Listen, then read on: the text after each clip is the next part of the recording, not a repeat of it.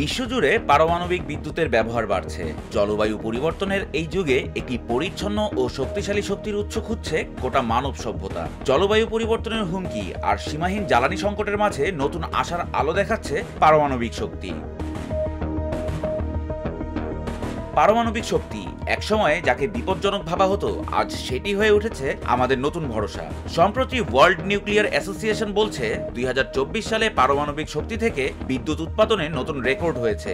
সারা বিশ্বে প্রায় ৪৪০টি পারমাণবিক চুল্লি থেকে মোট ২৬৬৭ টেরাওয়াট ঘন্টা বিদ্যুৎ উৎপাদিত হয়েছে, যা বিশ্বব্যাপী মোট চাহিদার প্রায় ৯%। এশিয়া হয়ে উঠছে এই শক্তির আসল কেন্দ্র।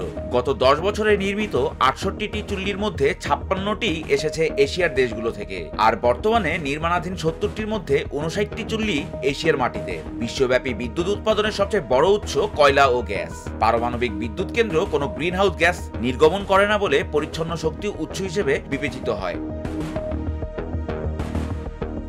সামাজিক সংগঠন ফ্রেন্ডস অব দ্য আর্থ বলছে, পারমাণবিক শক্তি জলবায়ু সংকটের ধীর ও ব্যয়বহুল সমাধান। তেজস্ক্রিয় বর্জ্য মানুষ ও প্রাণী উভয়ের জন্যই ঝুঁকিপূর্ণ। জীবাশ্ম জ্বালানির নির্ভরতা কমাতে ও কার্বন নির্গমন ঠেকাতে বহু দেশ এখন পারমাণবিক শক্তির দিকে ঝুঁকছে। ইলিয়াস হোসেন, স্বদেশ প্রতিদিন।